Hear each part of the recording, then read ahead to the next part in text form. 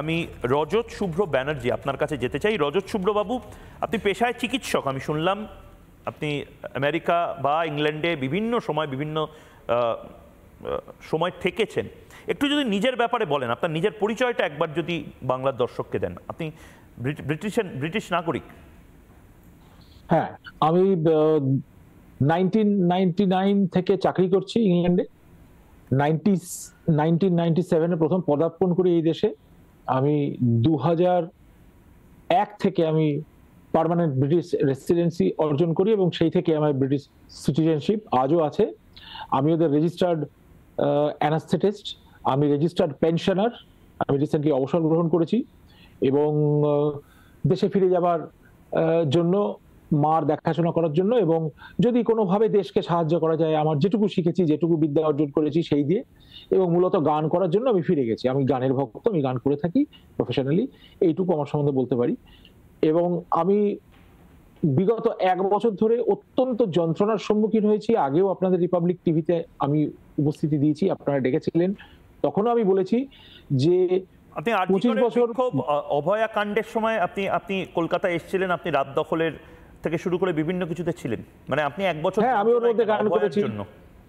হ্যাঁ, অভয়ার জন্য। অভয়ার বয়স একদম আমার মেয়ের বয়সী, এবং গিয়েই যে কাণ্ডটা হলো সেই বোধহয় জুলাইয়ের শেষ থেকে বা অগস্ট থেকে হচ্ছে, আমি পুরো মানে পারপ্লেক্সড হয়ে গেছিলাম, মেসমেরাইজড হয়ে গেছি। কি অবাক হয়ে গেছে, এরকম হতে পারে নাকি? তারপর পুলিশ এসে ভাঙচুর করছে, পুলিশ এসে বডি কেড়ে নিয়ে, পুলিশ বডি আটকায়, অপরাধীরা চেষ্টা করে বডি জ্বালিয়ে দিতে বা বডি ট্যাম্পার করতে। এই ক্ষেত্রে দেখলাম পুলিশ এবং মুখ্যমন্ত্রী মমতা দেবী বেশ প্রাউডলি বললেন যে আমি রাত্রি 2টো অবধি জেগে পুলিশ কমিশনার সঙ্গে করছি। তো ন্যাচারালি মানে that should have been taken as, মানে ওটা বাধা দেওয়ার জন্য। বডিটা পুড়িও না, বডিটায় অনেক কিছু আছে।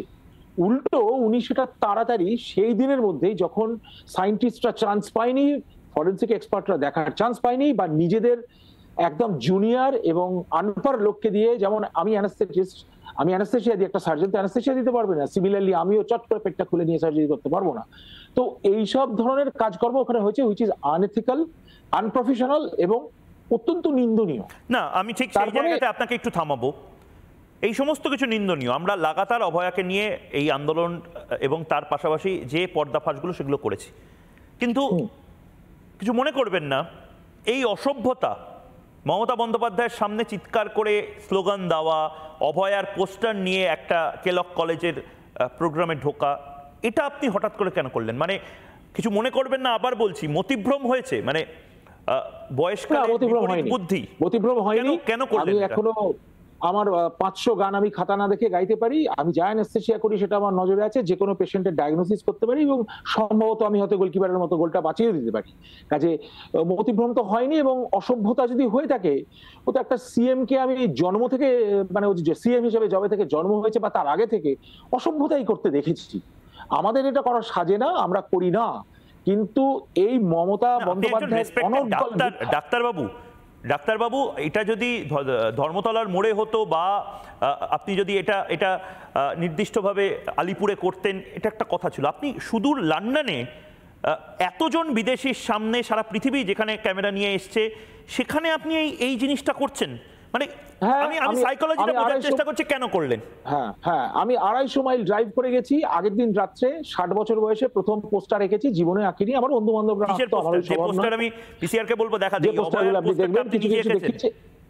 আমি সব টেবিলে বসে রাত্রে খেতে খেতে, বন্ধুরা হাসাহাসি করছিল, যার বাড়িতে আছি তাদের সাহায্য নিয়ে, তিনি আর্কিটেকচারের প্রফেসর, তিনিও দেখে মৃদু হাসলেন। আমি এটা প্ল্যান্ড ওয়েতে গিয়ে প্রতিবাদ করতে গেছি, কারণ আমার এখন একটা, আমরা তো গেস করতে পারি, আমি অ্যানাস্থেটিস্ট, আমার নখ থেকে চুল অবধি একটা ডায়াগনোসিস করতেই হয়, তা নাহলে আমি তাকে অ্যানাস্থেসিয়া দিতে পারবো না, হিতে বিপরীত হবে। সো আমার ডায়াগনোসিসটা আই নিউ অলমোস্ট, মানে I could have predicted what she would have said there. She was trying to act smart. British লোকেরা বোঝে কি বোঝে না আমি জানি না, যারা ডেকে এনেছে প্রফেসররা, তাদের সঙ্গে আমি কথা বলেছি পরে, তারা অত্যন্ত লজ্জিত, তারা এই ব্যাপারটা বুঝতে পারেননি।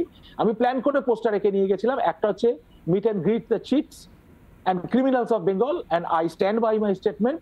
আমি ওইখানেই দেখাতে বাধ্য হয়েছি। তাহলে উনি একতরফাই এটা করে যাচ্ছেন, উনি যেটা বলে যাচ্ছেন তাহলে পুরোটা আপনি বলছেন অভয়া কাণ্ডে আপনার এই প্রতিবাদ গোটা পৃথিবীর সামনে আপনি ছড়িয়ে দিতে চেয়েছিলেন, এবং এটা পুরোটা বলছেন আপনি মমতা বন্দ্যোপাধ্যায়ের জন্য দায়ী, এখনো বলছেন মমতা বন্দ্যোপাধ্যায় বলেছেন, এখনো বলছি, আই স্ট্যান্ড বাই ইট। তাহলে উনি যেভাবে শুরু করেছিলেন, আমি আপনাকে এক্সাম্পল দিচ্ছি, আমি একটা, তুমি আমার বয়সে ছোট, আমি তুমিই বলছি, লেটস মেক ইট ইজিয়ার, যে আমি মহাভারত, রামায়ণ, বেদ, বেদান্ত, গীতা এতে বিশ্বাস করি। এটাই আমার সর্বশেষ শিক্ষা। যেদিন এটা মিথ্যা প্রমাণিত হবে সেদিনটা বিসর্জন দিয়ে আমি স্পেন বা পর্তুগালে পালিয়ে যাব। একটা জিনিস জিজ্ঞেস করছি, আপনার ভয় লাগেনি? আপনি তো অ্যারেস্ট হয়ে যেতে পারতেন, সিকিউরিটি ব্রিচ হতে পারত, আপনি একজন ব্রিটিশ নাগরিক, আপনি জেলে যেতে পারতেন, লন্ডনের জেলে বসে এখন হয়তো খিচুড়ি ভাত খেতেন। না হবে একদমই না। কালকে security approach me, so I asked him that give me my personal space. এটা তো আইনের জায়গা, এখানে তো আর বিনীত গোয়েল নেই এখানে, বা ওইসব ধরনের অফিসার নেই যে আমাকে পুরে দিল। কত সোজা নাকি? আমি কি করেছি? আমি আমার ডেমোক্রেটিক যে রাইট, ডেমোক্রেটিক রাইটস আমি এক্সপ্রেস করেছি, আমার ফ্রিডম অফ স্পিচ আছে, আমি একটা পোস্টার দেখিয়েছি, এন্ড আই স্ট্যান্ড বাই ইট। অভয়ার রক্ত ওদের হাতে, ওর এবং সবাইয়ের হাতে। আমি কিছু লোককে বলেছি, আমি সৌরভ গাঙ্গুলির বিরুদ্ধে সোচ্চার হয়েছি যে 1 টাকায় 300 একর জমি নিয়েছে, এগুলো তো ফ্যাক্ট। সৌরভ গাঙ্গুলি এখানে কি করলো? না, আপনার প্রবলেম মমতা বন্দ্যোপাধ্যায়কে নিয়ে, আপনার প্রবলেম সৌরভ গাঙ্গুলিকে নিয়ে। মানে এখন একটা নতুন জিনিস আমি জানতে পারছি, সৌরভ গাঙ্গুলিকে নিয়ে প্রবলেম কে নিয়ে কি? ও দিদির কথায় ওখানে গিয়ে চুপচাপ বসে আছে। অন্যায় যে মানে আপনার কথায় যাবে, সৌরভ গঙ্গোপাধ্যায় কার কথায় যাবে না যাবে সেটা তো উনি সিদ্ধান্ত নেবেন। না, অ্যাবসলিউটলি উনি নেবেন, কিন্তু উনি 1 টাকায় জমি নিয়েছেন, এটা আমার মাথায় স্ট্রাইক করেছে। তার মানে ওর পার্শ্বদের কুণাল ঘোষ মহাশয়কে আমি চিনি না, সেই সৌভাগ্য আমি দেখছিলাম কালকে গুড়গুড় করছেন। উনি কোন ভিসায় এখানে এসেছেন? So he has slipped through the নেটস। ব্রিটেনে দাঁড়িয়ে এখানে আইন আদালত চলে।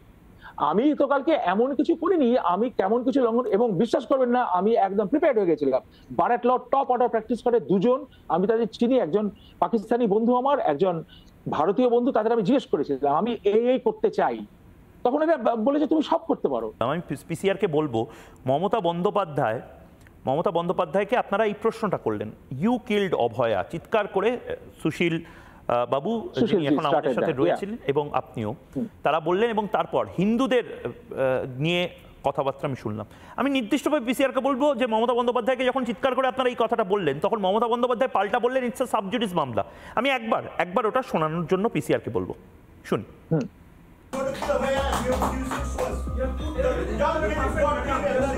I can't hear. Speak more loudly. Speak more loudly, please. I don't mind. Please raise your voice. It is a democracy. Please raise your voice. I'll listen.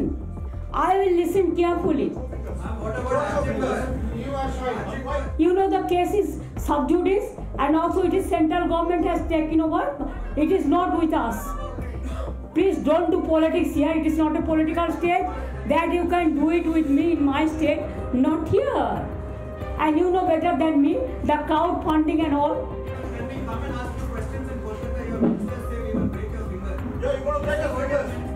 I don't, this is absolutely, you are lying. Brother, you don't do it, brother. Don't do it, brother. Don't do it. I have a special affection for you. We love all of you. But don't try to make it into a political platform.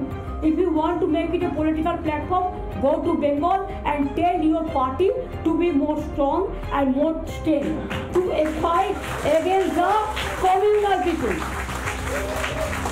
Don't fight with me. নানা ধরনের content দেখার জন্য like করুন, share করুন আমাদের Facebook page, subscribe করুন আমাদের YouTube channel. পাশাপাশি অন্যান্য ব্রেকিং নিউজের জন্য অবশ্যই চোখ রাখুন রিপাবলিক বাংলায়।